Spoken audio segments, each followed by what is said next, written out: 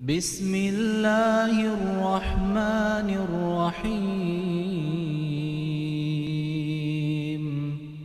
إن هذا القرآن يهدي للتي هي أقوم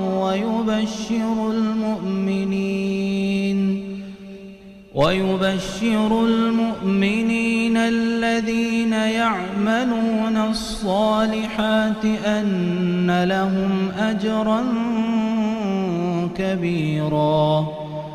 وأن الذين لا يؤمنون بالآخرة أعتدنا لهم عذابا أليما ويدعو الإنسان بالشر دعاءه بالخير وكان الإنسان عجولا وجعلنا الليل والنهار آيتين فمحونا آية الليل وجعلنا آية النهار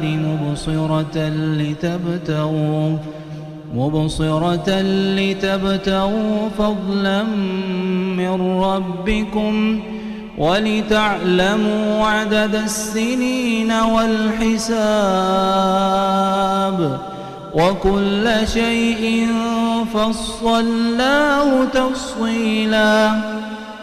وكل إنسان ألزمناه طائره في عنقه ونخرج له يوم القيامة كتابا يلقاه منشورا اقرأ كتابك كفى بنفسك اليوم عليك حسيبا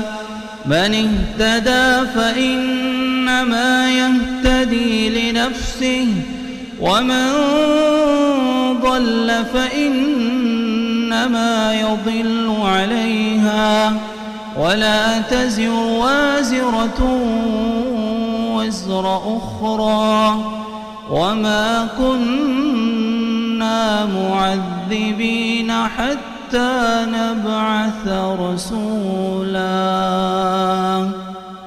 صدق الله العظيم.